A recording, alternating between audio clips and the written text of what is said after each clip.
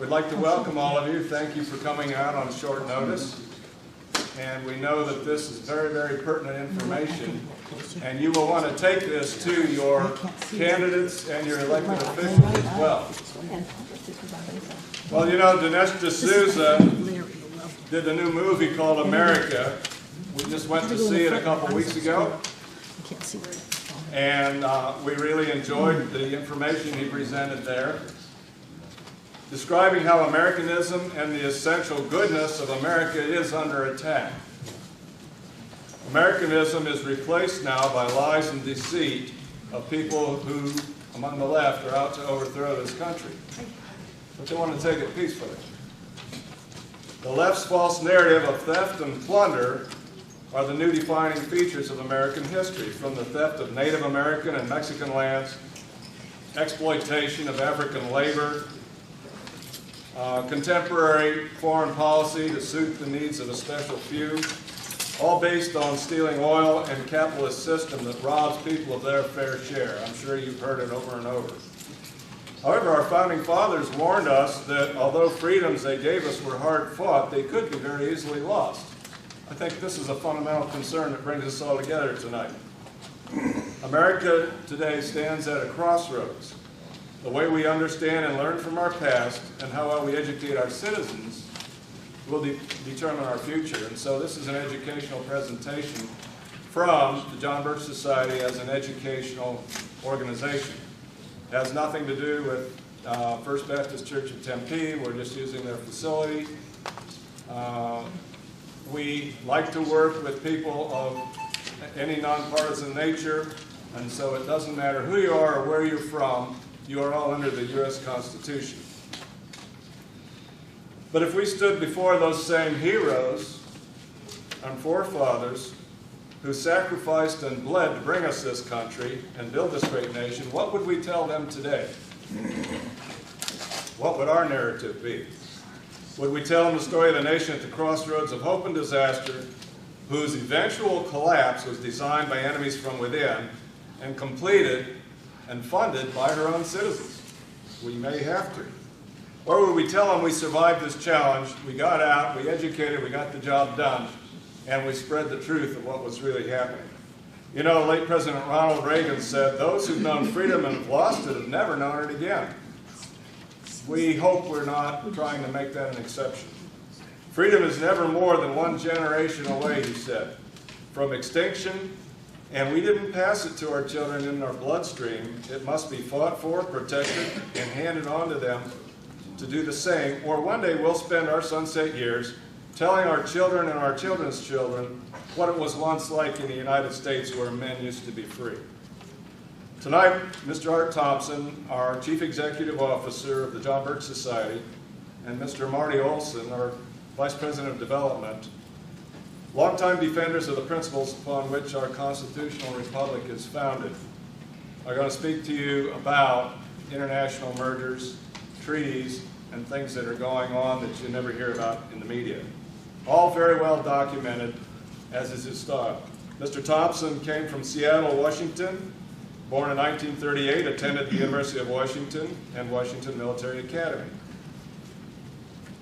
Involved with other business-related institutions and went into business for himself. Then in the 80s and early 90s, his business took him all over the United States. A frequent visitor to Western Europe on business, as a tourist, and once as a political fact-finding tour for JBS, Art Thompson was at the Berlin Wall as it was coming down. During this tour, he became acquainted with many businessmen, academics, members of the German cabinet, and of the European Union. He joined with the John Birch Society in May of 1964 and rose through the ranks, eventually becoming CEO. You can see his weekly educational video on the internet, and many thousands and thousands of people have watched his 5-minute vignettes on the internet. Tonight he'll share with us the dangers of unconstitutional treaties, which the founders warned us about as foreign entanglements. His new book, International Merger, is a very documented education on how the administration is bypassing the U.S. Constitution, forming the Trans-Pacific Partnership, and creating hemispheric regional government, preparing for a planned merger with and integration of the United States into the European Common Union. Please help me welcome Mr. Eric Thompson.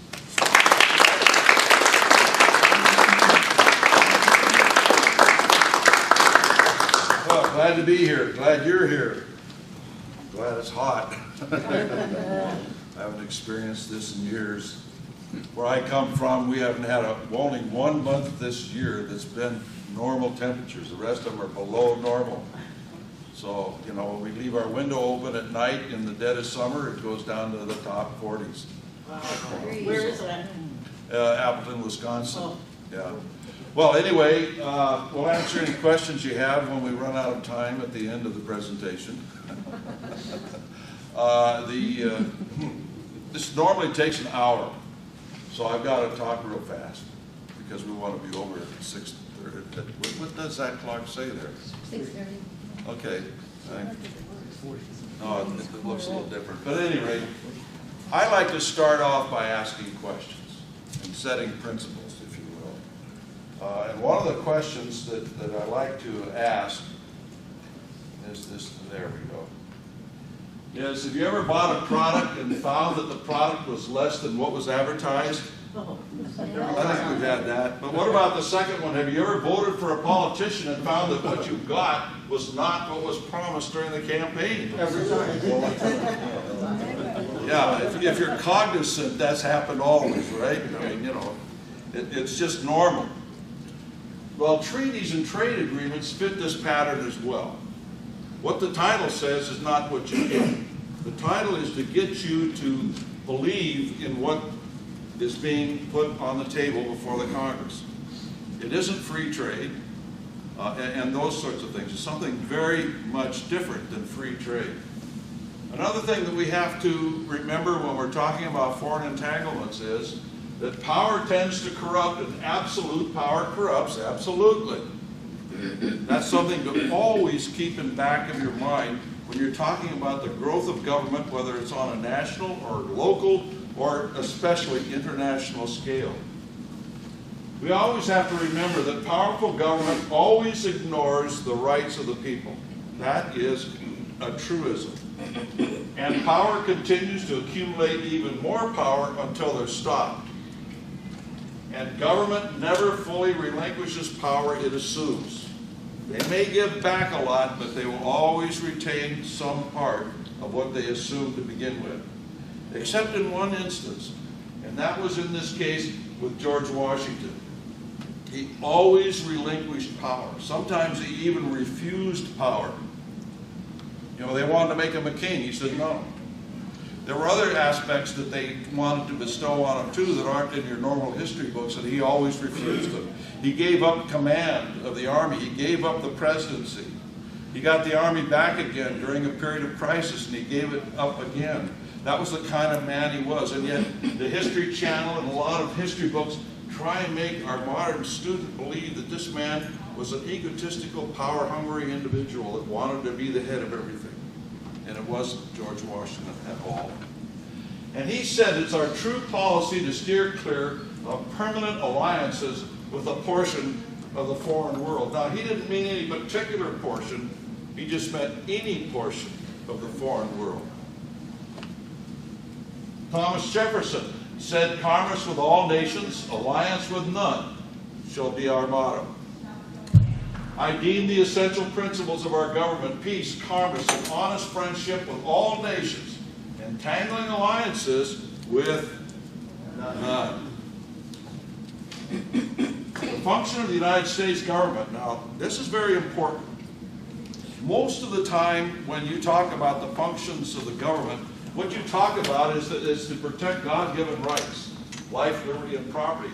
But there's an essential ingredient that comes first. Without that ingredient, the rest of it is lost.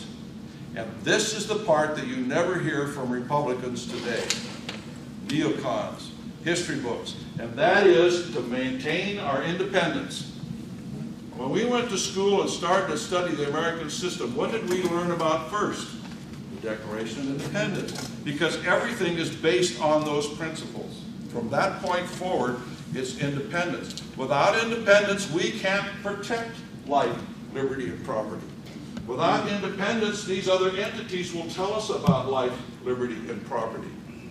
So the first function of government is to maintain independence. Government was not established to regulate business, form permanent alliances, or abrogate the Constitution. Very simple, isn't it? But they do this every day now, don't they? That's all they do. When has a government agency created since 1933 solved the problem it was created to solve? Pretty simple, isn't it? What government agency has ever gone out of business because the reason it was created disappeared? Never. Now, there's been two instances, I don't need to get into what they were, where agencies have gone out of business, but they just went out of business as independent agencies. They slipped them in under other agencies, and they got involved under those umbrellas. How can anyone believe, then, that under current conditions, our government can solve free trade issues? They can't solve anything else, but somehow or another, they're going to solve free trade issues, right? Government solutions to a poor economy is free trade. If it gets worse, we'll have more free trade. And if it collapses, it'll be universal free trade. Now, how about free enterprise solutions? How about reducing the size of government, decreasing regulation and taxation? Don't you think that might stir and stimulate the economy? Absolutely. Start new businesses? We don't need free trade. All we have to do is reduce the size of government, and we will arrive at what we want in the way of economic policy. Now, here's another question. Is our government moving towards socialism? Yes. We're there. We're there. Now, if that's the case, why would our foreign policy be any different? This is being implemented by our same people, aren't they? Domestic policy and foreign policy are implemented by the administration, correct? If our administration is moving us towards socialism, why would we think that somehow we're going to have free trade? We're going to have socialist trade, socialist alliance, because that's what they want here. Free trade pacts are 20% trade and 80% changes in climate, sustainable development, homeland security, military, international courts, banking regulations, et cetera, et cetera. Thousands of pages. Now, there were 2,000 pages in the NAFTA agreement because they deal with issues that have nothing to do with trade. You know that the Constitution, the contract that binds an entire complex government and a score of states, was written on 4 pages this big until they transcribed it on a sheet this big that you see on display in Washington, D.C.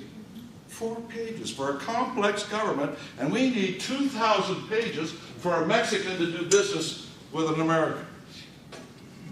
Because there's other stuff in there besides trade. How about one sheet of paper that says, we, the undersigned, agree not to interfere with our businessmen doing business with your businessmen? That's free trade, isn't it? Let's take a look at the promises of trade and the trade agreements and then the results. So let's look at China first. We were told that we would receive consumer benefits. We, as consumers, would go to the stores and buy goods at a cheaper price, and we could put the remainder of that money in our pocket. We were told we'd have reciprocal trade with new consumers in China because this would mean a large labor class that would grow up in China producing all these goods, and they would have money in their pockets to buy the stuff we exported to them. How'd that work out? Trade will produce peace. They always tell you that. Trade will produce peace.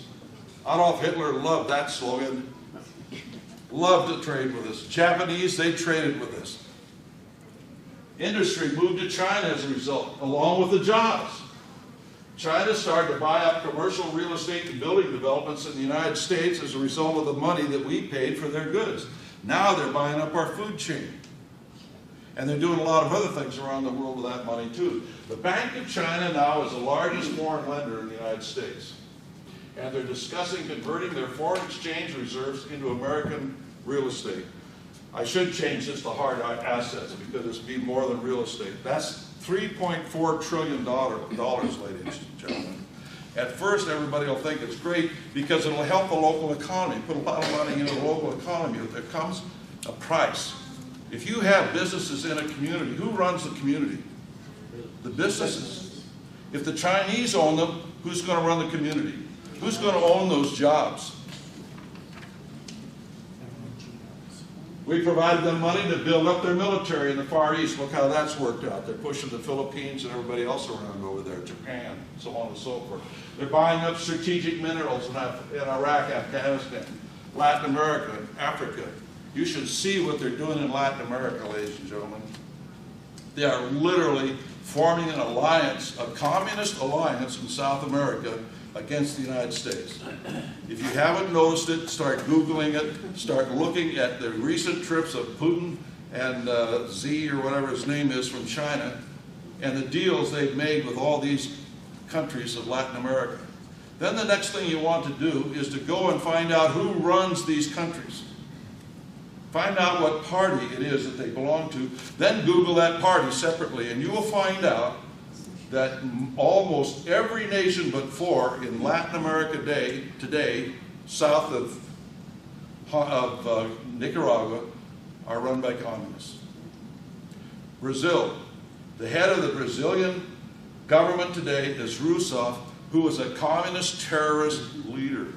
She killed people, she blew up people. And today she is the president. Last year we have a video of her appearing before the Brazilian Communist Party convention, thanking them for all the good work that they're doing for democracy in Brazil.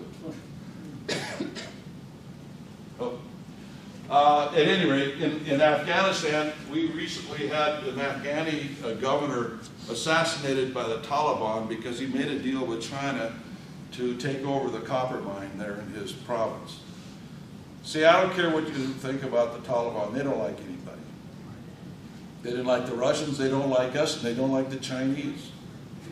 And so they don't like these guys coming in and exploiting their country. It's just the way they are. Can't blame them. I don't like them shooting at our guys any more than anybody else, but that's the way it is.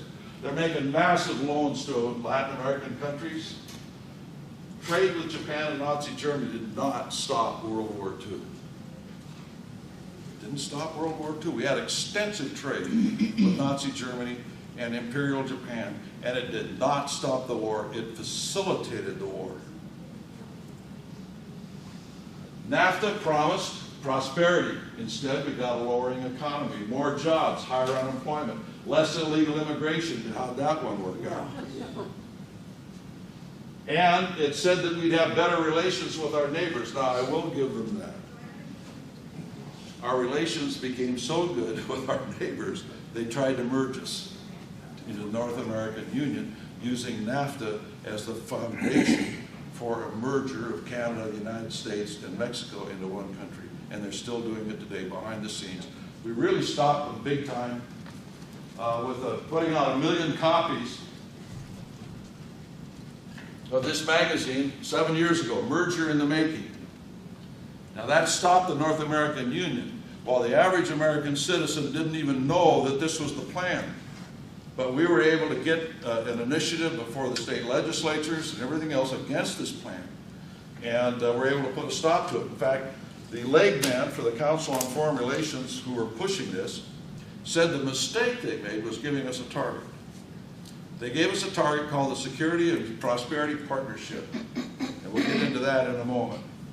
And he said that was a mistake. We can't give them a target anymore. We've got to do it a salami slice at a time behind the scenes and not let them have a target where we can really allow them success. Now, something else about NAFTA that most people didn't know. Former Congressman Mikva became a NAFTA judge and on the NAFTA court, and he said if Congress had known there was anything like this in NAFTA, it would never have voted for it. There's a NAFTA court that supersedes all state Supreme Courts and the Supreme Court of the United States. No appeal. Now, one of the things that they ruled on was having Mexican trucks inside the United States competing with American trucks. Now, that didn't get implemented because of the political problems in implementing it at the time. But it's still a ruling and it can still come back and haunt us at some point in the future. Now, if you really want to read about this, look at this article in the New York Times, write that down, and for any notes that you want to make, Google it. You will be shocked at the things you don't know about NAFTA that was in that article in the New York Times. You got it? Anybody need more time? Yeah. Hurry. You're a recovering public school student, I know. Okay. All right, NAFTA courts. I've already told you all that. It also forces us before World Bank's International Center for Settlement of Investment Disputes. Here's another website to go to, Project on International Courts and Tribunals. You'll see what kind of courts we're already involved in, and an international scale that supersedes the Supreme Court of the United States, from which there is no appeal, and the average American don't even know these courts exist.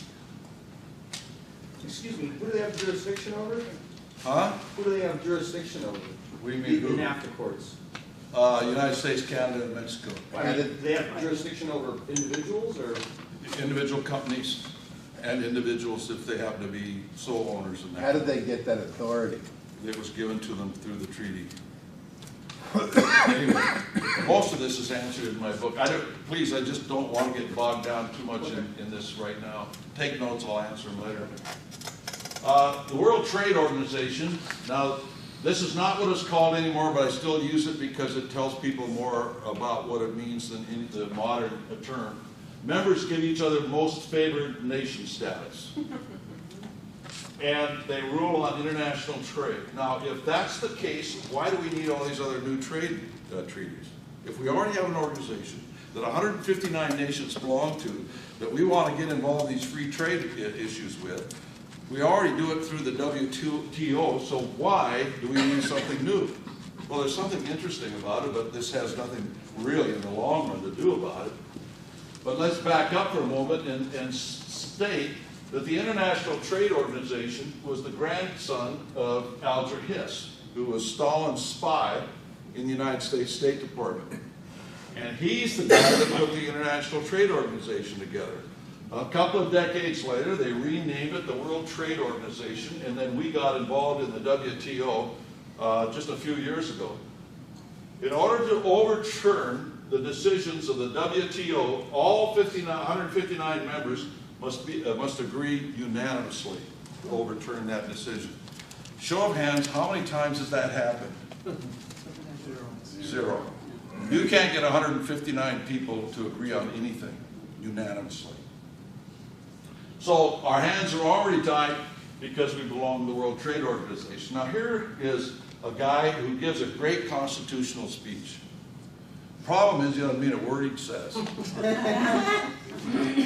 if you look at the history of what this man says and what he does, it's 180. Now, he favored the immersion of our government into the WTO, but warned during the 1994 lame duck session of Congress, quote, I'm just saying that we need to be honest about the fact that we are transferring from the United States at a practical level significant authority to a new organization. This is a transformational moment, and then he voted for it. Just wanted to make sure everybody understood. Now, who benefits from these things, like the WTO and the free trade agreements and the foreign entanglements? Well, multinational corporations love it because it eliminates their competition. International banks love it for the same reason. Now, these are what are called stakeholders. These two entities, these two stakeholders, are invited into the negotiations. No congressman's invited, no American citizens invited, but these people are. And as a result, the regulations that come about in these treaties benefit them, putting their competition out of business. That's simple. Government loves it because it sets up new bureaucracies. They get to hire more people, they get bigger. They get new courts, etc. They get more international government, so on and so forth. Governments love it. Now, let's get into something here that I talk about in the book. You'll find more on this in my book. This list is up here. This is very important because most people don't think about this. They talk about free trade. They don't talk about equitable free trade. There is a huge difference. What does it take to have equitable free trade? Now, Dr. Lois E. Lloyd wrote Tariffs, the Case of Protectionism in 1955. He was for free trade. until he started to look at it closer and suddenly realized, wait a minute, there's more to this than meets the eye when you really start to think it through, extend the lines, connect the dots. He said, first of all, to have equitable free trade, taxes must be comparable. In other words, if you've got a country with high taxes trading with a country with low taxes, guess what happens? They can't compete because the low tax country will beat the high tax country out every time with their goods because there aren't as many taxes on it.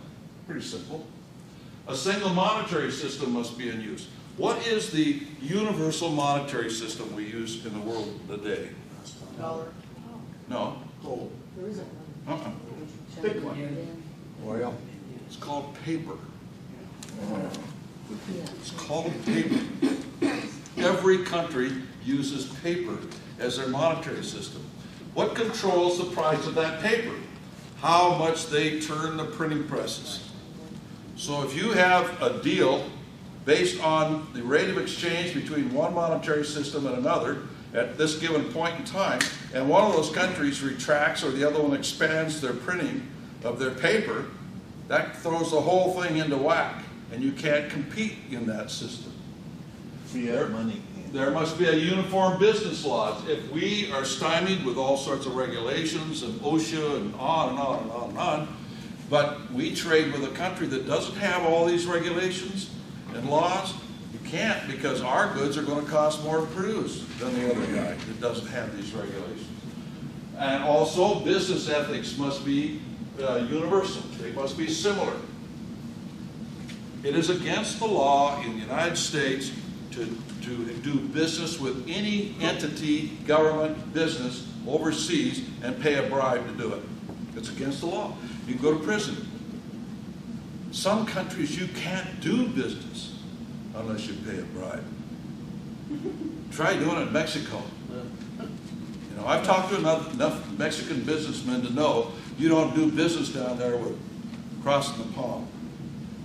So you can't do that. There must be uniform wages. If you're paying 50 cents to turn a screw in this country and $15 an hour to pay a screw in this country, that doesn't work out, does it? Maximum labor mobility. In other words, they can move around and go where the work is, so on and so forth. It kind of levels things out. Must be freedom from the threat of war. War will always mess up trade, right? And all the above would have to be enforced by a world government. Now, there's a portion of the earth where this is all true. Can anybody tell me where this is? North Pole. It's called the United States. It's called the United States. Other than a world government, our Constitution enforces it. Our Congress enforces it. But other than that, all of this is compatible between the 50 states, is it not? So in order to do this worldwide, you've got to have a similar system worldwide, a world government, in order to do it. The only problem is the rest of the world is basically corrupt, socialist, fascist, communist. That's why this guy loved free trade. A month before they published the Communist Manifesto, when Karl Marx lived in Brussels, he said that free trade breaks up old nationalities. In a word, the free trade system hastens social revolutions. Now, if you read Karl Marx, Engels, and the rest of them, there's something that you will notice if you pay attention. And that is they don't talk about revolution in and of itself. They don't talk about overthrowing the government in and of itself. They talk about altering the social system. Because if they have a revolution and take over a country, and the same society is in place, that society could come back with a counter-revolution and reestablish a free government, you see. So they got to change the society first in order to have a real communist system. So they want to change society. This is why, ladies and gentlemen, morality and all those sorts of things are so important. So anybody tells you I don't get involved in social issues, I don't get involved in moral issues, ask them why not, because that is the program of the communists, is to change the moral issues. Change society to pave the way for what they want as a system of government. Government will always be a reflection of the society that it is over. It's that simple. Foreign entanglements without the ratification of a formal treaty, such as Agenda 21. This is a foreign entanglement. We've never passed any treaty on this, have we? But it's coming from the bottom up. Anybody here not know what Agenda 21 is? Okay, then I don't need to dwell on this. We can move on. But you can see here, this is a foreign entanglement in the local area from the bottom up, just like the others are a foreign entanglement from the top down. The name of the outfit says it all. International Council for Local Environmental Initiatives. Now, it's an international council. It's not a local council involving all these local governments in Agenda 21. Let's talk about the European Union. The European Union is nothing more than Albert Speer's program of 1943. And he was Hitler's economic minister. And they called it this in German, and the English translation is European Economic Community. Their motto was one European state, one currency, and one central bank. It was a Nazi program. A decade after the death of Nazism, European International Socialists called their plan, guess what? Same thing that Albert Speer called it. And it's kind of, whoops, wrong one here. What do I do? Here we go. Okay, now the socialist governments negotiated the European Union. All these countries and more had socialist governments. They've been in and out, but mostly of the time the socialists have been in power. They negotiated the European Union into effect. The interesting thing is that from time to time, these socialist countries would have socialism voted out by the people. Guess what? They got voted out because of what the socialists were doing, right? Show of hands, how often did these new governments reverse what the socialists had done? None, never. Does it remind you kind of Republicans and Democrats? Yes. You know? Now, in Belgium, the Prime Minister was Paul Henry Spaak. He was known as Mr. Socialist. That was his nickname, Mr. Socialist. He said the most effective way to disguise their political purpose is to conceal it behind a pretense that is concerned only with economic cooperation based on dismantling trade barriers. A common market, that's really all we want, right? Just free trade, that's all we want. But it became clear, finally, what they thought was a common market is nothing more than a project to create a European federal superstate in which our sovereignty, Britain's national identity, would be extinguished, according to a former senior official on the European Commission from Europe. They were literally changing England from England just being a part of a free trade thing into being nothing more than what we would refer to as a state within the federal union. Now, the EU's in trouble. It needs new sources of capital to bail out their socialist countries. They're overspending. They're all in debt. We need more money. There's a place called the Federal Reserve across the Atlantic. So they are looking towards us to bail them out. We already are, by the way. We're already studying them because I've talked to a couple of congressmen about this, and I don't want to get into it other than to say that they, because of the secrecy of the Federal Reserve, they can't really look at what's going on, but they suspect what is happening is the Federal Reserve is using currency exchanges to bail out Europe. They send us a pallet of euros and we send them a pallet of $100 bills. They spend the $100 bills and we put the euros in the basement. That's basically the way they're doing it, but they can't prove it. They have no borders. In other words, people can move freely from state to state. This is a problem for English Social Security. Because if you live in Greece, your Social Security program is busted, you don't make much, so let's move to England. They got a really good Social Security system there. And so I can move to England and I can apply for English Social Security. English says, European Union says, You've got to do it. I have a friend that lives in Vienna. I says, they doing this in Austria too? He says, oh yeah. He says, but mostly it's from the Balkan countries. They move up from Serbia and wherever, come into our country and go on Social Security because our Social Security works. Theirs doesn't. Theirs is busted. So it's a problem for all the countries that are managing themselves prudently. And the European Union is forcing them to do it. They even get down to the channel, you know, the tunnel under the English Channel. The English and the French dug that. They set the fees. This is what it's going to cost to maintain it, et cetera, et cetera. This is what it's going to cost you to use the channel. And the EU says, the fee's too high. We want you to lower the fees so more people will use it. I guess to get on Social Security, I don't know. But that's the kind of thing that they get down into, even that. Member states' population were not allowed to vote on the European Constitution after it failed in France and the Netherlands. They said, don't worry, you citizens, you're going to be able to vote on the new Constitution. So they let Netherlands and France vote it up and lined up and voted for it, and they all voted it down. And so the leader says, on time out, we're not going to do that anymore. We're going to have a treaty instead. So they gathered in Lisbon in 2007 and passed a treaty which subordinated all the states to the EU and to the United Nations. And then they called it the Constitution after it was a done deal.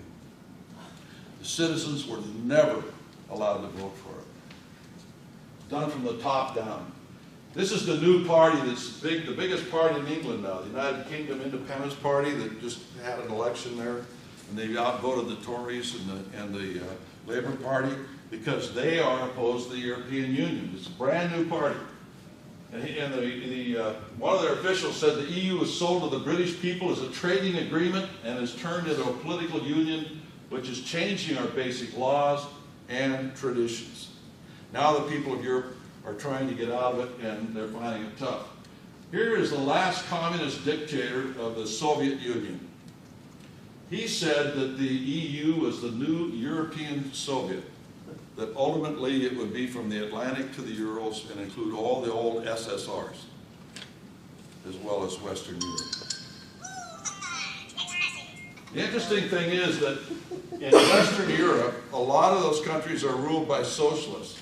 In Eastern and Central Europe and Eastern Europe, including the Ukraine, they're all run by ex-communists.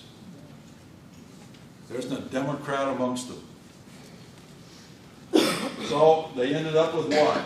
One European Union, one currency, and one central bank, which was the goal of Adolf Hitler. Now, before we go into the new trade partnerships, let's go back to NAFTA because it's so important even for us today. Now here's where some people are going to start getting mad at me, but don't kill the messenger. You can discover all of this online for yourself. You can prove this to yourself. But they had a meeting between Mexico, the United States, and Canada. This is George W. They called it the North American Summit meeting in Waco in March 23, 2005. And they formed what they called the Security and Prosperity Partnership of North America, but it soon adopted a nickname called the North American Union because that really exposed really what it was all about. But if you went to their official government website, spp.gov, and you can still do this even though it's no longer up, a lot of it's been archived, so you can check this out for yourself. And these are the things that they said on that website they wanted to do. They wanted a common tariff, common taxing for all three countries, common tax, common border, which meant no border between the U.S., Canada, and Mexico. The border would be, the only land border would be Guatemala and Mexico. The rest of it would be all around the North American continent. That would be the one border. And everybody could move back and forth across the border at will. There would be no border patrol, none of that stuff. You wonder why? Now this was a Republican initiative, ladies and gentlemen. You wonder why the Republicans don't care about shutting down immigration? Because they don't want borders. I don't care what they say. What they do behind the scenes is something totally different. Now, they want a common law enforcement, cooperation and interchange of personnel for police and army. Obama last year in April signed an agreement you didn't hear about between the Mexican Army and the Canadian Armed Forces saying that they would come into the United States in times of national emergency. allowing foreign troops on American soil for the first time since 1812. And the last time they burned down Washington. I wonder if we could get them to do it again. I'm only kidding, of course. I'm only kidding. At any rate, we're seeing that and integrated, and they wanted to integrate immediately medical services, environmental regulations, banking regulations, etc. Now you think Obamacare has something to do with providing health care for people. There's a very important aspect of Obamacare. You cannot merge a socialist system of health care with a free enterprise system of health care. It is incompatible. One or the other has to go. So they're socializing ours to be able to integrate with theirs. That's what that's all about. Now, it was to be put in place by 2010 with a massive work that we raised a lot of money, and our members did such a wonderful job of using tools like this to shut it down. There are a lot of other people involved too, but believe me, ladies and gentlemen, when I tell you, 90% of the labor and effort was done by our members on this one, period. So anyway, they're bringing it back. They're doing it slowly behind the scenes, and they still want it. The Trans-Pacific Partnership that they're negotiating now, that they want to pass by the end of the year or first part of next year, simply put is a NAFTA for the Pacific area. They want to create the same thing amongst these Pacific countries. We will be one vote within this partnership. That's what it is. It follows other agreements. The next step will be an attempt to set up a multinational government. On the Atlantic side, they want the Transatlantic Trade and Investment Partnership. Now, this is an attempt to merge the U.S. with Europe in the name of trade. Pure and simple. Now, let's see what some of the advocates of the TTIP have to say about it. This is Karel de Groot, the European Commissioner for Trade of the European Commission. He said this last year in February. A future deal between the world's two most important economic powers will be a game changer.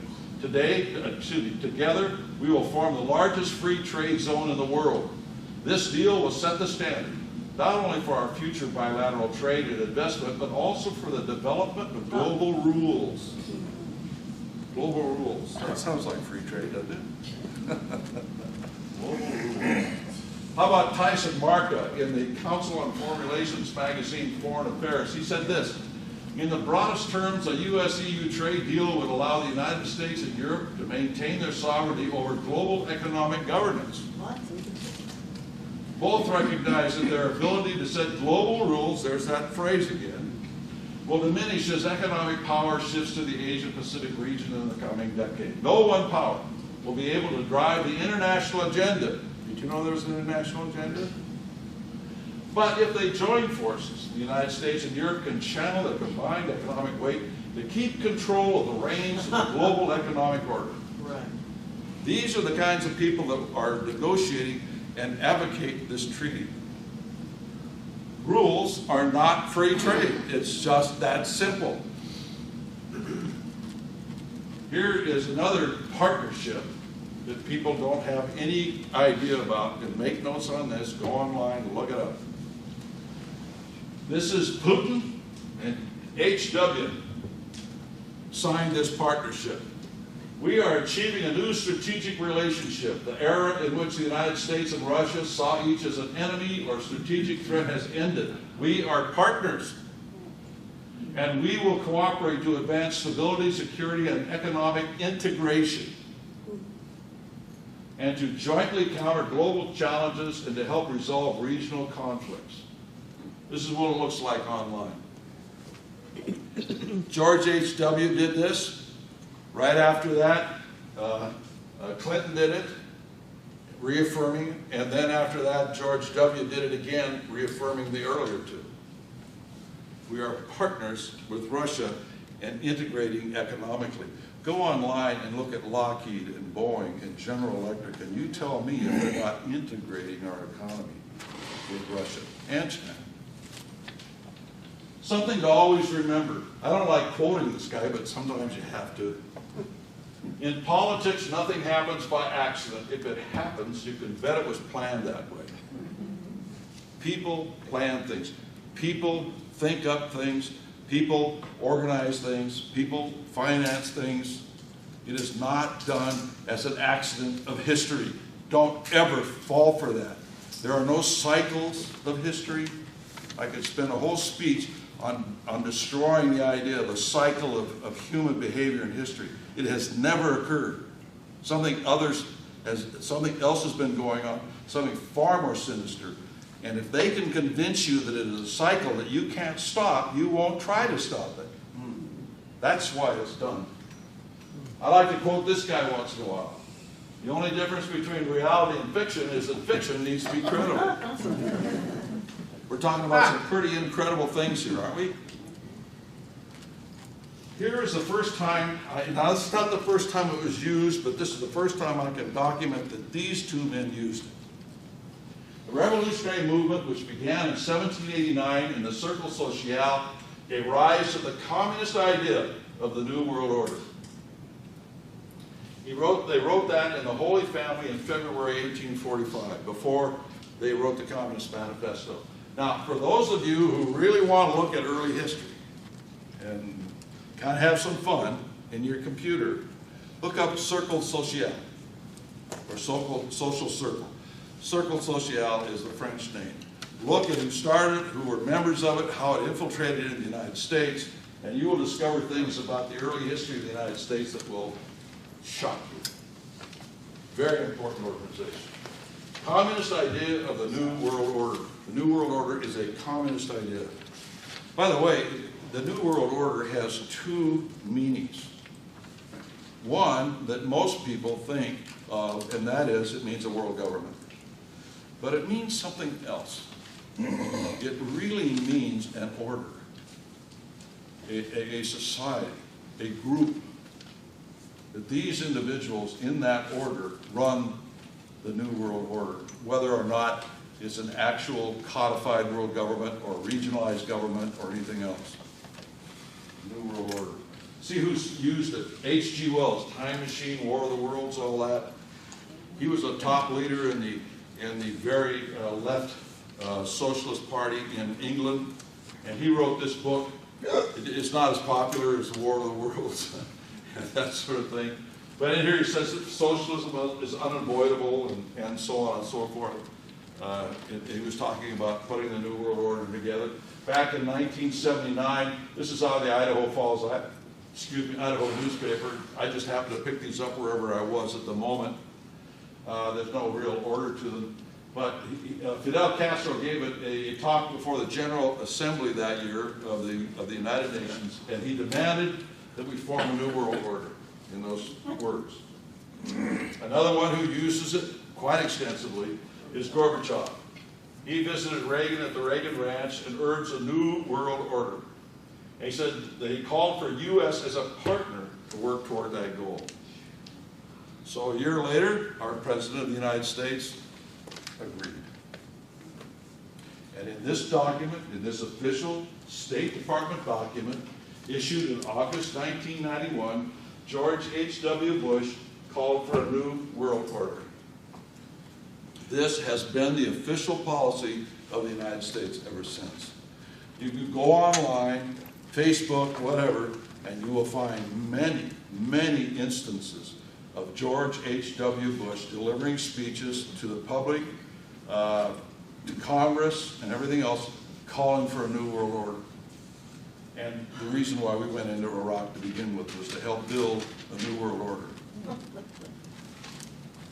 There are people like this who have run the Council on Foreign Relations for years. David Rockefeller, for 15 years, was chairman of the board of the Council on Foreign Relations. In his book, Memoirs, I think it's on page 405, published back in 2002, he said, "Some even believe we are part of a secret cabal working against the best interests of the United States, characterizing my family and me as internationalists, and of conspiring with others around the world to build a more integrated global political and economic structure. One world, if you will. If that's the charge, I stand guilty and I am proud of it." These people don't hide these things, if you know where to look. Here, you know, a lot of people want to impeach Obama. So I said, "Oh, you like Biden?" Well, Biden's been a part of this problem when Obama was still a street bum, working these social community organizations. This is Wall Street Journal of April 23, 1992, How I Learned to Love the New World Order by Joseph R. Biden, Jr. He stood on the floor of the Senate and gave a series of speeches advocating a new world order, abrogating the Constitution, forming a one world government, and coalesced them all into this booklet called On the Threshold of the New World Order. See, these people tell us what they're going to do. We just don't listen. It doesn't get into the newspapers often. Or we don't read them. What page was this? I don't know. Most people don't get past the front page, you know. The sports section is more popular than the front page in most newspapers. Let's see what they said about NAFTA. Let's take a look at Henry Kissinger anyway. And you might look this up because he wrote this in the New York Times of July 18, 1993, advocating that we pass NAFTA and what it would mean if we did. It will represent the most creative step toward a new world order taken by any group of countries since the end of the Cold War. It is not a conventional trade agreement, but the architecture of a new international system. He was telling us what this was. Nobody was listening. We all thought it was about jobs and free trade. That was 20%. The New World Order, this is the China Daily, a communist newspaper. This was just a couple of days after 9/11. This makes it more urgent that the international community to move to wage all-out war on terrorism by, in the final analysis, establishing a new world order that can ensure lasting peace. See, these people know what they're doing. So, this man started to facilitate it. How many of you know about Skull and Bones? At Yale University. Okay? Director of the CIA. On and on. Just a very few of the organizations that promote this merger with Europe behind the scenes are the World Federalists, the United Nations Association, the Trilateral Commission, the Council on Foreign Relations, the Atlantic Council, the Transatlantic Policy Network, and there are others. Let's just look at a couple. Charles Hagel was a United States Republican senator, was chairman of the Atlantic Council the day he was named Secretary of Defense by Obama. Here's a man that wants to give away the country and merge it with Europe, who is now in charge of our armed forces. And not a shot is fired, to quote a Czech communist of how they take over. Here's another one, the Transatlantic Policy Network.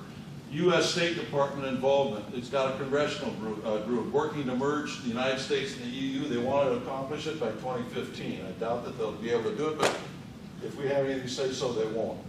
These members of Congress swore an oath to uphold and defend the Constitution of the United States, not give it away. And one of them is this man right here, Boehner, Speaker of the House of Representatives, third in line for President of the United States. I pointed this out to a congressman here 2 months ago. He was shocked. He had no idea. I said, the reason that you don't understand Boehner is that you don't understand the organizations he belongs to outside of Congress. I said, when you start to pay attention to those things, you will begin to understand why he does the things as your leader. Until you do that, you won't. Now, this was George W. Bush. This is the Oval Office. These are all, at the moment the photograph was taken, all the living secretaries of state or defense, okay? These people all held those positions. Every member there belongs to the Council on Foreign Relations, okay? That's the kind of influence and power this organization has. And the Council on Foreign Relations has always stood for one world government with government control of the economy. In the word socialism. And these are the kinds of people running our country. Now, these new agreements under negotiation all have the word partnership in them. What is a partnership? It's a merger, at least, of certain aspects of the economy. It's not cooperation, it's not trade, it's merger. And it's conformity to the points of Dr. Lloyd. That's really what this is. This is all the things that they will have to accomplish in order to do what they want to do. And we will cease to be an independent country. We will have, as an American people, no say-so over what's going on. Let me tell you how bad it's getting in this country and how they're changing society. And this is an aside that I want to let you know. The IRS just got a ruling in the state of Wisconsin that the organization of atheists can now go in and monitor the sermons of the churches, so that they can see if the pastor says anything political, and if they do, they will lose their IRS tax deductibility. How many have heard of the First Amendment? They're changing society. Go online and look that up. Just in the last few days, this has happened. I don't know why Fox, or well, I know why Fox. I don't know why the rest of these people aren't telling you these things on the mass media. These are important things. Oh, I did it. Partnership. It's not only these things, but it's nation building and it's compliance with the authority of the United Nations. We have never signed an agreement, treaty, pact, or anything else since the end of World War II where it was not subordinated to the authority of the United Nations. It's in there somewhere. Usually in the first 3, 4, 5, 6, 7, 8 paragraphs. But if you go to NAFTA, it takes a while to see it. It's way buried in the middle of NAFTA, and it refers to another UN treaty, and then you go there and you realize how it's subordinated. But NATO, for instance, go look up NATO. It's online. You can look up the NATO treaty. You think it's a North Atlantic regional treaty. It's a subordinate of the United Nations. It says so right in the first paragraph. And we are subject to the United Nations no matter what we do in NATO. Does anybody ever ask the question, let's see, North Atlantic Treaty Organization. So why are we in NATO in Afghanistan?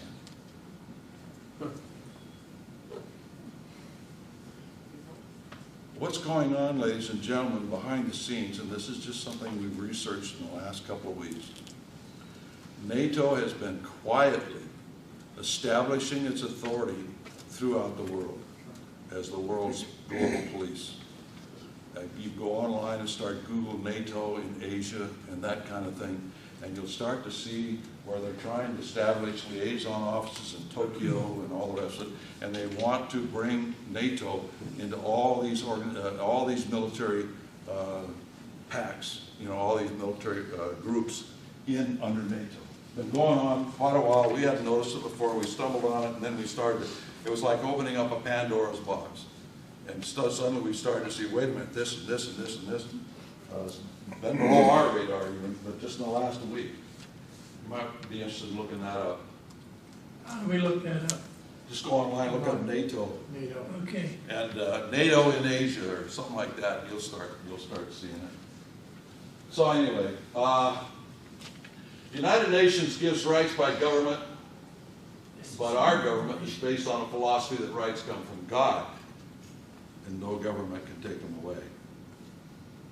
The Universal Declaration of Human Rights gives rights, then states, these rights, now this is the United Nations, these rights and freedom may in no case be exercised contrary to the purposes and principles of the United Nations. Yep. You can have freedom of assembly, just can't be working against the principles and the purposes and principles. You can have freedom of speech, you just can't talk about the purposes and principles. International Covenant on Civil and Political Rights, Article 14, everyone shall be entitled to a fair and public hearing. Then declares the press and public may be excluded from all or part of a trial for reasons of morals and public order. They go on to say in Article 18, everyone shall have the right to freedom of thought, conscience, and religion, but later asserts that freedom to manifest one's religion or beliefs may be subject to such limitation as are prescribed by law and are necessary. Look this up. This is all online. You can find these agreements and treaties and pacts and covenants. They're all online. This basically says we can control religion by the state. Article 21 purports to guarantee the right of peaceful assembly, then permits the state to limit this right for national security or public safety, public order, or the protection of public health or morals. What dictator couldn't drive a truck through that exception? You know? The United States Senate ratified the International Covenant on Civil and Political Rights with only 3 senators present. You see, the Constitution says that treaties will be passed by what? 60% of the senators present. It doesn't say all the senators. It says 60% of the senators present. Well, there's only 3 there. It was unanimous. So they passed this thing, and then afterwards, Daniel Moynihan, who was not on the floor, but he supported the idea, said that the covenant will now become the binding international obligations of the United States. And every once in a while, you see in some of these speeches, start noticing this now, that you've seen this. Start noticing that in some of the verbiage that you will hear coming out of these politicians refer to our Bill of Rights and other international agreements. They're talking about this. Now I'm not going to go down through these, but these are the various treaties we've already signed, except for 2, on the United Nations that controls fundamental rights, banking, economic and monetary policy, trade, industry, education, women, birth control, abortion, population control, labor, private ownership of firearms, oceans and their tributaries, courts that can supersede American courts, agriculture, environment, even tourism. And I have all that, by the way, in my book. Now, does a treaty give the right to the UN to abrogate our Bill of Rights? Only a fool or an international socialist would say yes. Our forefathers said no way. I say the same as the opinion of those who consider the grant of treaty-making power as boundless. If it is, then we have no constitution. Madison said much the same thing. Hamilton, a treaty cannot be made which alters the Constitution of the country or which infringes any express exceptions to the power of the Constitution of the United States, period. Now, let's look at it logically. Does treaties supersede the Constitution? To enact a law, both the Senate and the House must vote for it, right? To amend the Constitution, both the Senate and the House of Representatives must vote for it, right? Then it makes no sense that treaties supersede the Constitution if the House of Representatives does not vote for them. That's simple, quite logical. But that's not what the politicians want us to believe.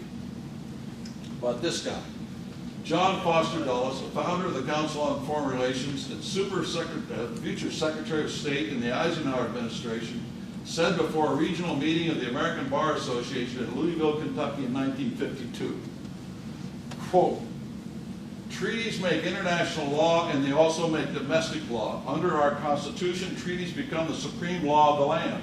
Treaties, for example, can take powers away from the Congress and give them to the federal government or some international body. And they can cut across the rights given to the people by the Constitution and the Bill of Rights. Nice guy. Within months, he was appointed Secretary of State by Eisenhower.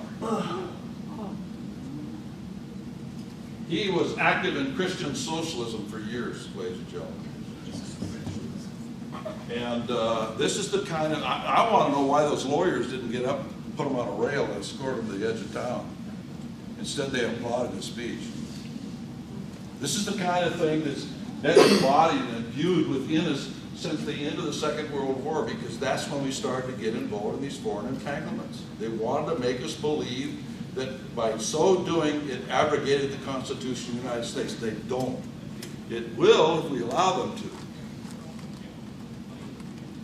Now, this is a very important aspect out of the Communist Manifesto. Quote, how many have read the Communist Manifesto? You should all read it. Usually we get bogged down into the 10 steps to communize a country. You know, we need an income tax, we need a Federal Reserve, we need this and this and this in order to communize a country. Those are 10 steps that Karl Marx and Engels outlined. But the paragraph before it is something very important. It says, in the beginning this cannot be effected except by means of a despotic inroads on the rights of property and the means of bourgeois production, by means of measures, therefore, which appear economically insufficient and untenable, but which in the course of the movement outstrip themselves, necessitate further inroads on the old social order. I don't understand. Let me explain it to you. We had a depression. It was bad. A lot of people lost everything. There was no way they could take care of themselves. And so the federal government came up with a program. It was called Social Security. And it looked insufficient, insignificant, insufficient, untenable. But in the course of the movement, it started to outstrip itself. Why? Because at a certain time, these people on Social Security found, how many, by the way, before we go further, how many here want to retire only on Social Security? That's a good thing, right? You like those checks? You like those checks? They really keep you on a great lifestyle, don't they? Now, as a result, people could not afford their medical coverage, right? I mean, at that time of life, you start to have all those aches and pains, you know, little things going wrong in your chest and your guts, and your legs are giving out, and you can't remember the way to the front door or whatever. And so the medical bills start hitting the mail, right? Can't afford them on Social Security. Well, we got an answer for that. It's called Medicare. See, another inroad. Well, that didn't even work out. So now they've given us Obamacare. You think that's going to work out? See, every step of the way necessitates further inroads on the old social order. That's what that means. And you can use that at other examples of that in other things.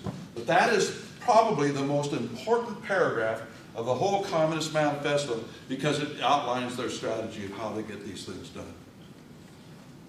So, government solutions, we cease free trade. Now, the Socialist Party has a new name. They call themselves now the Social Democrats. They're semi-secret, about 80 members in Congress. Let's see if any of your congressmen are members. There you go. See this guy here? Now keep in mind the Social Democrats are the official representatives to the Socialist Internationale started by Karl Marx, okay? That's the seriousness of this. This guy belongs to that. Let's see if we got anybody else from Arizona here. Some of the names you'll recognize, even though they're, this one here, actually this was supposed to have been brought out of here. I don't know why I didn't get my video department to do this yet, but she's a lesbian. She's now our U.S. Senator, socialist from John Connors, DeFazio, would you believe Barney Frank? Let's see, anywhere, Arizona. Tessie. Oh, here, Ed Pastor. I don't know if these guys are still in because this isn't the latest list yet. She hasn't upgraded this for me yet. But this tells you the kind of power and influence they have in Congress. Let me tell you, the constitutionalists don't have this kind of organization. They are totally unorganized. Nobody's ever been able to organize them since Larry McDonald was in Congress several years ago. It's like herding cats, as they say. Everybody wants to be the leader, and everybody's got their own ideas. So they're organized, the constitutionalists are not, so you wonder why the socialists are winning. Organization will always outdo no organization or inferior organization. It's not the principles, it's the organization that works. You'd be surprised. Abraham Lincoln, back in 1838, said this: "Shall we expect some transatlantic military giant to step the Union and crush us at a blow? Never. All the armies of Europe, Asia, and Africa combined with a Bonaparte for a commander could not by force take a drink from the Ohio or make a track on the Blue Ridge in a trial of 1,000 years. If it ever reach us, it must spring up amongst us." Ladies and gentlemen, it has sprang up amongst us. And we've got to understand that and understand the motivation of these people and what they want to get us entangled in so that we don't fall for it. We have to get organized. We have to start doing something about these foreign entanglements. We also, and then roll back the ones that we already have in force. Otherwise, our economy and our society will be destroyed, and few will understand what happened. Would anyone sell our birthright for a good business deal? Esau thought so. But other than that, see, we are developing right now all sorts of tools for people to use in the way of fighting these entanglements. And we urge that all of you go to jbs.org, right down there in the little right-hand corner, and go to this page that we're establishing and keep abreast of the latest things that we're putting together for people to use. I would strongly urge, I know it's my book and it's a blatant commercial, and I'm sorry, but there it is. This really explains a lot about this thing. It goes way beyond this presentation. It's very readable, and we have people ordering it by the cases because they see it. Amazon? Huh? Amazon? I don't know. But anyway, so we've got to get involved. We've got to get together. We've got to start working together in groups, finding out how we can move this forward as groups of individuals, not just yourself, although you can do a lot by yourself if you really know what you're doing. But when you get a chapter of the John Birch Society established or something in an area, you would be amazed at what you can do with those few people if you just stick to it. Sometimes you will not see the visible manifestation of your efforts. Sometimes A tells B, who tells C, and C tells D, and D gets it done, and A thinks, man, that D's got a great outfit because he's done something good, and he didn't even know he was the impetus for it to begin with. The way it works, we know that every one of our members reaches 10 people for sure. That's average. Some people can't talk to their spouse. Anybody got it?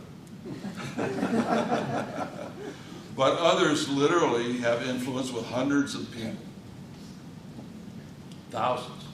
I give an award away to Birchers who have literally influence with millions each year. In other words, I find a Bircher that literally has gotten his influence out to millions of people himself. And I give him an award, and we've done that 3 times so far in the last 3 years. There are people that have that kind of influence. You don't know who they are usually and that sort of thing, but that's the way it is. I'd like to call up Marty and just have him end this thing another 5 minutes or so, and I'm going to take a little rest. I'll sign any of these books, by the way, that you want to purchase. Thank you very much, Art. This one here. This one here. This one right here. Are you going to have questions? We're gonna try have not to, but I will. We'll have some questions afterwards. I'm going to wrap this up, but this is going to be very short here. But jbs.org, bookmark it, access our information. JBS is extremely effective because we continually pump out information at the grassroots level. Our outreach right now is about 20 million people. So we're getting the word out to a lot of folks. Art talked about the North American Union, so you're aware of that. It's something that we expose. We put information into the hands of CEOs around the country, into the hands of every legislator in all 50 state legislative bodies, every member of Congress, the media, letting them know that this North American Union was really bad news and it was hijacking our freedom. And we were able to stop that through this special issue of the New American. And while we're talking about the New American, I really recommend you plug yourself into our information. The New American comes out every 2 weeks. This is our news magazine. I'm sure many of you have seen it. Twice a year, we do an analysis of the entire Congress, the Senate and the House, on 20 key issues in a constitutional context. Did they vote in a constitutional manner, or did they vote for big government, big spending, unconstitutional programs? You can find out how your congressman and your senators are doing. Agenda 21, we've actually been able to reverse it in a lot of areas around the nation just by educating people about it. Basically, Agenda 21, as most of you know, is a scheme of the internationalists to get control of local property. all in the name of saving the earth and sustainable development, and a whole lexicon of language that's quite deceitful. The New American, we have about 500,000 readers a month, which is very significant. Some months we actually can get up to about 1 million readers on some hot issues. We continually pour out DVDs, Overview of America, which explains the difference between a republic and a democracy. Has been viewed by at least 7 million people. I highly recommend you watch it. If you haven't, you can go right online and you'll find it quite rapidly just by typing in, or go to jbs.org or type in Google, YouTube, Overview of America. So we have a lot of good members and friends who are in the state legislatures around the country. So we wrap this up. Thank you for coming here today.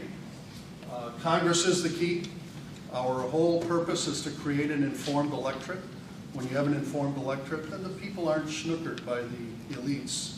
People know the facts, and then they vote in good men and women into the assembly, into governorships, into the Congress, but only when we know what's really going on. And that's what we're all about. We don't say vote Republican, vote Democrat. We just put the information out, and you make up your own mind. So we have staff spread all over the country in key areas, and we build organization, leadership, and that creates influence. So our program is to add more coordinators, staff coordinators in key areas around the country. So let's wrap this up. It's been a long evening. We're going to turn this back over to Art. Again, the JBS is a cross-section of America. If you're interested in becoming a member and subscribing, talk to us afterwards and we'll plug you into our information. Thank you very much.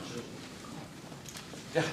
I was shocked Sunday morning on Chris Wallace's program to hear George Will, the so-called conservative, say that he thought it was just nothing at all to accept all these 60,000 children and however many more, that it would only mean 20 per county. This is un-George Will-like, and I wondered if you know that there are times they're forced to say certain things, even on Fox. Well, you've got to understand, I watch Fox. It's the only channel I watch for news, okay? It stinks. Yeah. It stinks because of not what they say, it's what they do not say. Yeah, yeah.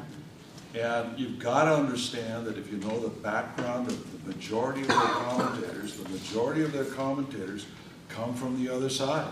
Really? George Will and Krauthammer are part of the Washington Post pool.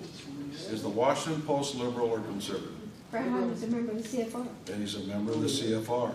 George Will is he says the only reason he doesn't call himself an atheist is because it wouldn't sound too good. He calls himself an agnostic. And and you can go on and on and on, and there'll be members of the CFR, they'll come out of the public. How many times when they've got panels, they will have public radio as one of their commentators, and that sort of thing. The ones who are conservative are neocons, and by that means they're internationalists. The solution is always an international solution. They may have an economic propensity for free enterprise, at least openly, but covertly, they destroy everything that they say overtly. Let me give you an example. There's a governor of a particular state. He's Second Amendment advocate and he's pro-life advocate, but he attended a Bilderberger meeting. Now, what does that say? For those of you who understand what that organization is. Mystifying. He says that he's against abortion. He says he's for the Second Amendment, but is for the highways, Trans-Texas Highway that leads on up, but that's only one leg of a super highway that leads throughout the entire country that comes out of the Laredo. What is that? What is the name of the port? Cardenas. Cardenas, Laredo. out of western Lazaro Cardenas. Huh? Lazaro. Lazaro Cardenas, thank you. It's in one of my presentations, so I don't keep it up here. My notes are up here. At any rate, most people don't know, for instance, now that port is being built by the Chinese to serve as the supply line into the United States on these superhighways. And once it hits the southern or northern Mexico, it fans out all over the country. Most of the maps that you've seen published about the network are not correct. They're insufficient to show what it actually is. And what a lot of people don't know is that that port was renamed in honor of a Mexican president who got the Stalin Peace Prize, to give you an idea. And so the thing is that everything that this man says over here, that he says he supports, will be negated over here by what he also is working for. And so you can say you're for all these things, but if in the end you support an entity that will destroy all of those things, then what are you? You know, this is the problem with neocons. They will tell you all these nice things and then support things that will destroy, in the long run, all of those nice things, because we will have gone completely into the UN and all the rest of it. Yes. I had heard some of this before, and I talked to some real conservatives, if you can believe that. And they said, Linda, what are we going to do with 3.8 billion Muslims on the planet Earth? Every Jew, Christian, Muslim, Buddhist, Christian, secularist is an infidel. And if this combination of trying to bring us into one nation between Canada and Mexico is for self-preservation, they're trying to make it into one big thing to protect our ports and our seaports, and so that we aren't going to be overrun by women that are having 6.8 children, and all the races of Europe were making 1.5 replacement birth rate, and the United States is 1.6, and they're 6.8. So their defense of this was, this is a way for all of us to kind of band together and protect ourselves from the locals. Well, let me give you a quip. Let me give you a quip first. Yeah, this is what I was told. But Make love, not war. Yeah. You'll have more kids. Yeah, exactly, but we're not doing it. No, I agree, but let me demonstrate how this doesn't work. Okay. That's the problem with Europe. Has the European Union and them banding together stopped it? No. And the problem is that we will not be able to stop it if we don't run that government. See, any more than they tried to stop the inundation from the south as it is. You all know, for instance, that they have way stations, not way stations, they're poles out in the middle of the desert along the border with a 5-gallon can of water and instructions on how to use the phone that's attached to it. And those instructions are what? English, Spanish, and Chinese. Now, question, does the guy on the other end of the line speak Chinese? Now, if it does, what does that tell us about our government? See, these people are not interested in protecting us from the changing of society. Mass immigration, my new book that I'm going to come out with at the end of the year, will demonstrate that they've always utilized mass immigration to change society within 10 years of that mass immigration. They've done it several times. You can see a step down from the initial republic 10 years after each mass immigration because they've organized these people into making changes, but that's another story. If we don't have control of our government, we will not be able to stop these things, period. And I will say something else too that many of you will disagree with, but we've done a lot of research on this. The Muslims are not the problem. The problem is the people who are organizing the Muslims. Who were they? Moscow. Yes. That's really what's going on. And it hasn't changed. They have always organized terrorism. Always. And if you go back to your old dictionaries, you'll discover that the word terror and terrorism meant a means of subjugating people by government. It's only been recently that this idea has changed. But nobody asks, where do these people get the money to operate? Where do these people get get the weapons to operate. From us, mostly. No. No, they're getting it because it's given to them by Moscow and Beijing.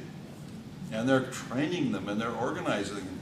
How many here, in fact, it was just in the paper again.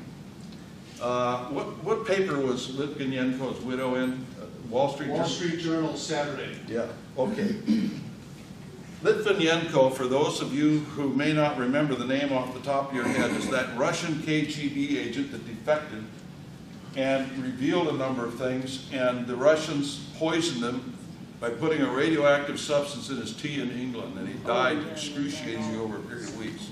Remember that now? Yeah. One of the things that he revealed was that al-Zawahiri, second in command of Al-Qaeda under Osama bin Laden, who is now the man in charge of Al-Qaeda, was trained in Russia by the KGB. Osama bin Laden got started in the Muslim Brotherhood, as did Yasser Arafat. If you go and look at it, now I give a presentation on terrorism just like this. I quote the leaders of the Muslim Brotherhood that said that their inspiration did not come from the Quran, but from Marx. You see. So this Muslim Brotherhood is Marxist. And what's going on is they're building Marxism under the facade of Islam. I would not want to be a Muslim today, living in a Muslim country, believing what I believe in. Can you imagine what would happen to me real quick? Yeah. Do you know that there's a bigger war going on in Islam today? Most people don't realize it, between the Sunnis. It's just kind of beginning to appear in Iraq. But the Sunnis have been arming themselves to the teeth because they're afraid of being overrun by the Shiites. Now, I have friends in various areas of munitions, okay? Things that fit on rifles and so on and so forth. And they tell me, man, Saudi Arabia and some of these Sunnis are just bringing in arms like crazy because they are scared to death of the Shiites. So there's a war going on there too. There's too many things going on behind the scenes and have tremendous ramifications on this whole thing. But all of it has the facade of it being a Muslim problem. Let me tell you, they've always used the religion in the country where they're active. They use Christianity in this country. They use Judaism in Israel. They use the Muslim religion in those countries. They use Buddhism in those countries. And they have this facade of being those religions, but in fact, they are part of the communist coterie behind the scenes. They've always done that. In fact, the first, I shouldn't even go here, because it leads to many places. Are But I'll just say the real quick. communists in charge, or is it Rockefeller, or is it the Chinese, or What? who's in charge? Is it We don't really the know. Russians, or the We don't really know. All we know is that, no. or the bankers? The problem is, in order to know who really runs things, you got to be in the smoke-filled room, and to be in that room, you got to be so immoral and such a criminal yourself that you can't get there and be like us and bring the information to us. And they would never tell it. The one thing you got to always, anyway, I don't want to go too far on this, but just to say that from the beginning of the Illuminati, one of their precepts has been to infiltrate the religion and bring down the religion of any country they operate in. The first instances of forming the Illuminati inside the United States was before 1780. And they started to enlist ministers in New England in that process. And that's a long story. And you can read it in my book when it comes out. Can you say a quick word about why so many otherwise constitutional, conservative, Republican office holders are confused on the issue of the balanced budget amendment? I went through a review of a CAP brochure here in Arizona. Center for Arizona Policy does a lot of things on rating employees, and not employees, rating candidates. And I was stunned at how many were supporting the balanced budget. Well, generally speaking, my answer to that is because they oversell it. In other words, they get so involved in verbiage instead of sticking to principle and logic, and that's why people get caught up in it. If people will just simply stand back for a minute and say, how can you have a balanced budget if you have a Federal Reserve? And I've seen no balanced budget amendment that has the Federal Reserve even discussed. How can you balance a budget if you have off-budget items? And I've never seen any balanced budget amendment that includes those off-budget items such as Social Security, Post Office, Medicare, Freddie Mac, and Fannie Mae. Those are all off-budget, and they're killing this country. And there are other things. How do you take in Supreme Court decisions or state court decisions in regards to the balanced budget? None of that comes into it. How do you bring in executive orders against this? How do you bring in national emergencies and that into it? When you start adding this all up, there isn't a single balanced budget amendment that I've seen that will work. But you see, that's just the ploy to get us involved in a constitutional convention. And go on, you know, we've really dug up. I know we got to get going. Thank you. Thanks, everybody. Appreciate Mr. Thompson coming out today. We've got to get him on.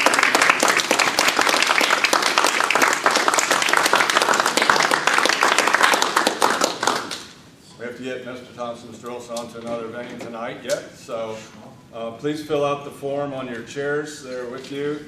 And we'll get back to you with a copy of tonight's presentation, more resources. On the jbs.org website, you can get all of the information that was presented tonight, even the books that he's hinted and referred to about the Illuminati, about the Constitutional Convention, Balanced Budget Amendment. A lot of these different resources are all on there. And I can tell you, when I first saw the Shop JBS website, I thought, well, maybe someday I'll get around to reading it. I'm finding out I have to read each and every one of those books to gain a complete education of what's going on. One of the particular books you'll like, I think it's $1 or $2, is this United Nations pamphlet that was put out, no longer in print, so JBS has printed it. Freedom from War, the United States Program for General and Complete Disarmament in a Peaceful World. They must take all nuclear weapons away from every country, and this was a 1962, I believe, publication. So a lot of this information is well documented in print. Please get a copy. We have 8 copies left of the book tonight. It'll cost you $15 online with shipping, $10 tonight. Please get your copy. When you're done, pass it on to someone else and spread the word. If you still want to stay and discuss some of the issues, we might be able to, but I think we'll have to wrap it up. We told them we'd be out around 8 o'clock. And we thank you for coming tonight. We will get together with some more meetings and have some more events, so keep watching your email and your announcements for it. Thank you.